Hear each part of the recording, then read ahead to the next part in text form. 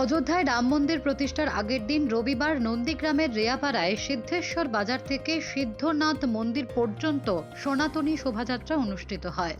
শোভাযাত্রায় উপস্থিত হয়ে শুভেন্দু নওশাদদের কথা কিছু মন্তব্যের পরিপ্রেক্ষিতে বলেন, নওশাদ বলেছেন 2024-এ ডায়মন্ড হারবার থেকে মনোনয়ন জমা দিইনি, তাই আগেই কাঁপছে কালীঘাট। 2024-এ ডায়মন্ড হারবারে ভাইপোকে হারিয়ে কালীঘাটে পাঠাবো। 2024-এর নবান্নর 14 তলা থেকে নামাবো মমতা বন্দ্যোপাধ্যায়কে। আইএসএফ এর প্রতিষ্ঠা দিবসে হুঙ্কার নওশাদ সিদ্দিকীর মন্তব্য। উত্তরে শুভেন্দু, ওনার ব্যক্তিগত মত, ওনার দলের সঙ্গে আমাদের কোনো সম্পর্ক নেই।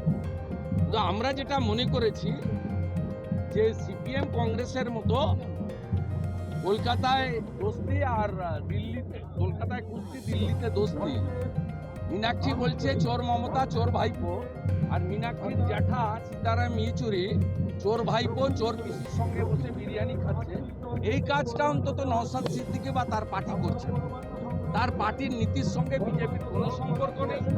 আমরা তার নীতির বিরোধী এবং তার সঙ্গে আমাদের রাজনৈতিক লড়াই ছিল, আছে, থাকবে। এবং আমরা ডায়মন্ড হারবারে নওশাদ সিদ্দিকীকেও হারাবো এবং বিজেপি। রাজ্যের ভালো চাইলে অর্থ দপ্তরের দায়িত্ব 6 মাসের জন্য দিয়ে দিন। রাজ্যের অর্থনৈতিক অবস্থা পরিবর্তন করে দেখিয়ে দেব।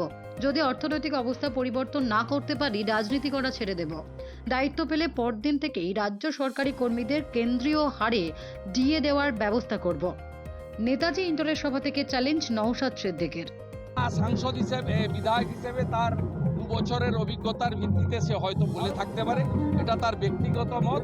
কিন্তু রাজ্যের অর্থনৈতিক অবস্থা যে বেহাল, এটা বলার অপেক্ষা রাখে না। যে কোনো শিক্ষিত মানুষ 8 থেকে 80 সবাই বলবে এই রাজ্যের অর্থনৈতিক অবস্থা বেহাল।